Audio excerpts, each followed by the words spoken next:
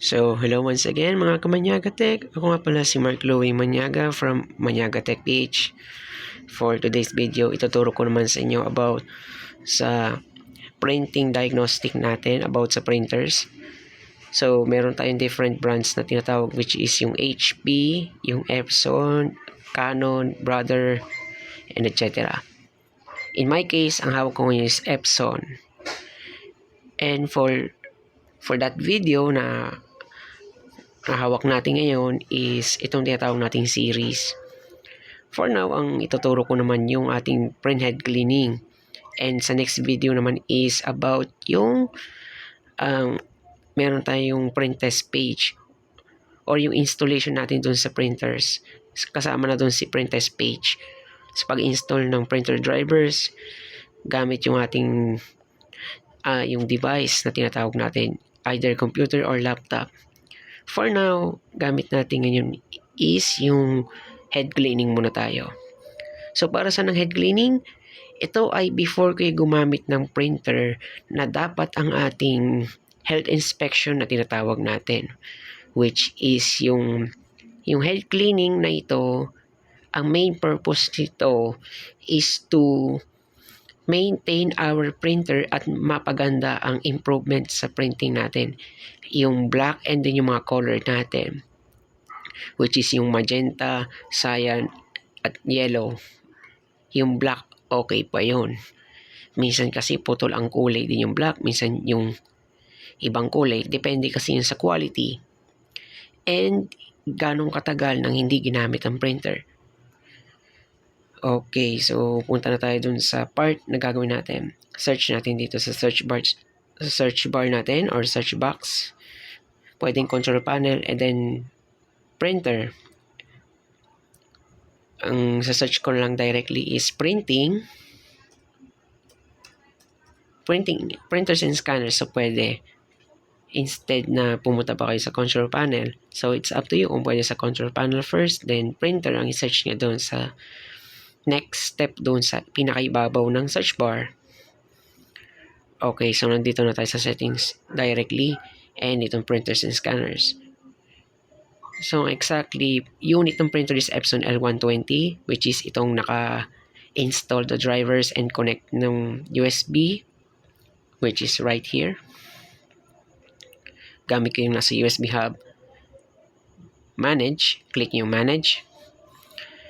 And once nandito kayo sa manage, hanapin nyo naman doon yung printing preferences.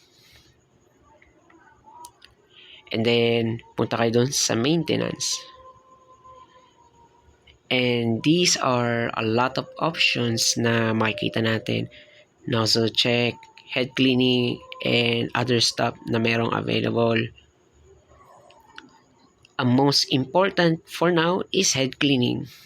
So, click natin head cleaning. Please wait. And then, click start.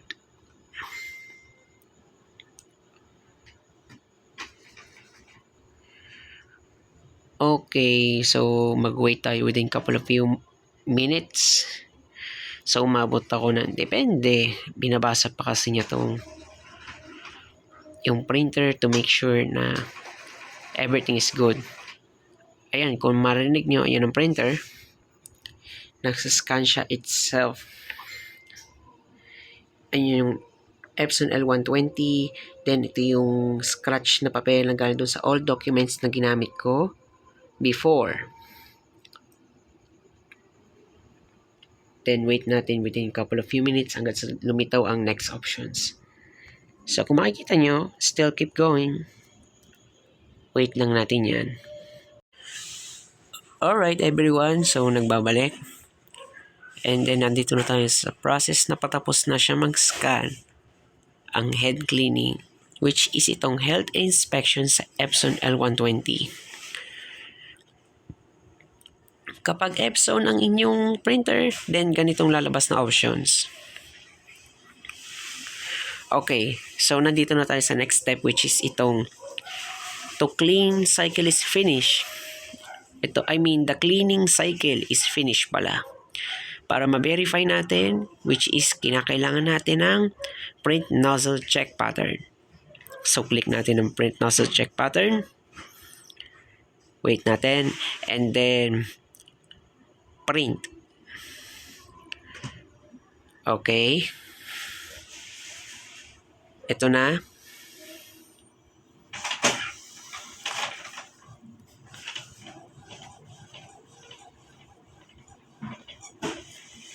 Okay. So, ito yung papel. Okay. Bibigyan ko kayo ng tips pagdating sa bagay ng ating head cleaning na tinatawag. Gagawin nyo to, ang head clean na to, within a few weeks lang. So, 1 week nyo siya gagawin or 7 days. So, every week nyo siya gagawin or kapag matagal nyo nang hindi ginamit, siguro within past few months, before kayo mag-print, head clean muna kayo hanggat maaari. Para ma-check natin kung kamusta ang health condition ng ating printer. Pag hindi kasi natin nagagamit ang ating Epson L120, usually, nagiging pangit ang print. Example is blue. Anong kulay ng blue? Parang color blinded. No, kumbaga sa color blinded, iba nakikita eh. Imbes na blue, nagiging brown or red or maroon. Iyon ang medyo nagiging pangit sa resulta. Natutuyo kasi ang ink, nasa stuck siya doon sa pinaka head nozzle doon, yung gumagalaw siya doon, head nozzle ang tawag doon. Once nandoon yun, yung header or yung head nozzle, natuyuan yun, kahit anong attempt yan, kahit ilang attempt ang ginawa yung head cleaning and still ganun pa rin ang result, ang ibig sabihin nun, need na itong ipalinis doon sa technician. Or kung marunong kayong mag-repair ng printer, you can repair on your own. As long as meron kayong sapat na tools na pang cleaning purposes doon sa printer na gagamitin doon para sa head clean na manually doon sa head nozzle. Dahil ito ay mabusisi kasi ang trabaho at ang buong proseso pagdating sa printer. So, ganong katagal bago to pumangit ang ganong printer? Umabot ako ng halos 1 or 2 years higit kasi nagkaroon nga naman ng pandemic before, hindi gano'n nagamit, nag-online class before, and taong 2022, ganyan ang nangyari.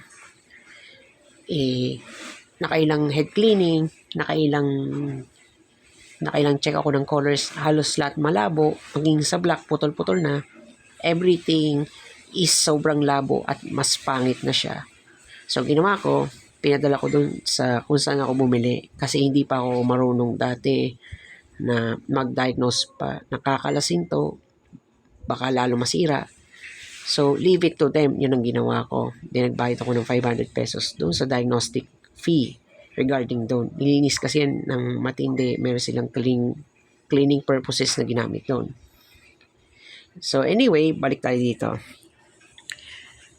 Ito yung pattern ng nozzle check. Kung makikita nyo, ito yung difference dito. Kapag walang butas-butas na ganito, yan ang good. Walang butas-butas or putol na linya. Pag itong nasa baba, itong cleaning needed, ibig sabihin, kung aling may butas, base dun sa na-print.